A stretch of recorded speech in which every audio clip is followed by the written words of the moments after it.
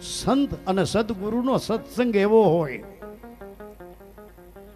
અબજો પતિ એનું સુખ ભૂલી જાય અને દુખ્યો દુઃખની વેદના ભૂલી જાય.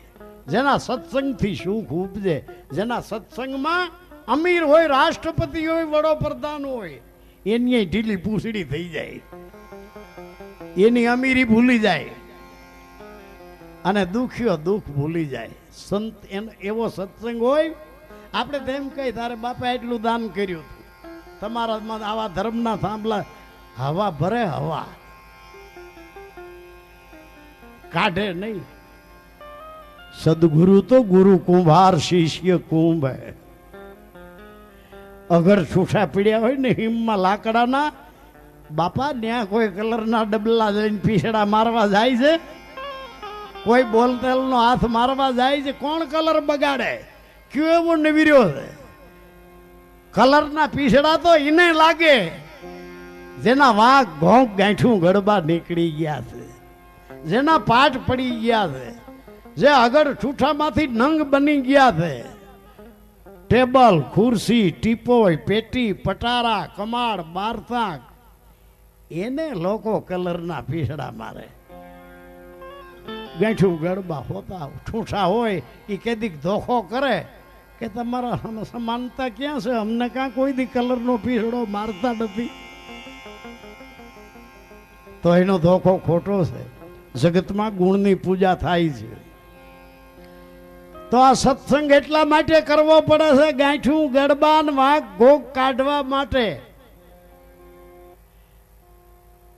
અમે ધર્મગુરુ અમને કહે બધાય, અમે પૂરા જો ગાંઠું ગડબા ન કાઢ્યા હોય ને એમણે બોધ કર્યો હોય ને, ગુરુ જો કુંભાર ટપલું ને લઈને ટીપે નહીં ઘડાને, એનો ઠડ ન કાઢે, એમને એમ જો નિભાડામાં મૂકે તો એ ઘોડો તો પાકે પણ ભેગો ઠડે પાકે.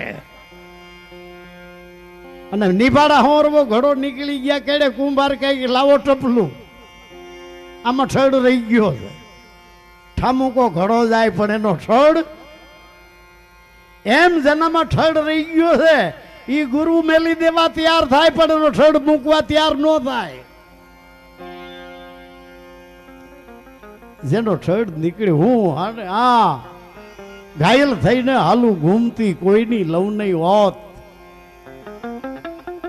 ઘાયલ હશે એ જન જાણશે જેને લાગી હોય શબ્દની ચોટ, જેના સત્સંગથી સુખ ઉપજે. ઘરમાંથી દારૂ વ્યો જાય, જુગાર વ્યો જાય, ચોરી જારી વયા જાય, દેવ દેવીઓને નામે ઘેટા બોકડા કપાતા બંધ થઈ જાય, કુરૂઢી કુરિવાજ અંધશ્રદ્ધા વહી જાય. જેના સત્સંગથી સુખ ઉપજે, જેના દર્શન કરવાથી ખબર છે તમને, કોક વાદી મોરલી વગાડે એના હામો ઊભું લીંબડી આંબલીનો કાસો કાતરો ખાજો, કા લીંબુ ખાજો એના હામા ઊભીને ખાય છે કોક ને મોરલી બંધ થઈ જાય. દર્શન કર્યા ભેગા મોઢામાં પાણી છૂટી જાય. જો આ લીંબુમાં આંબલીના કાતરામાં એટલો કરંટ હોય ને જો એ મોરલી બંધ કરી દેતા હોય તો સંતનો કરંટ કેટલો હોવો જોઈએ? જેના દર્શન કરીએ દુઃખ જાય. સદગુરુ એવા થઈ રહીએ.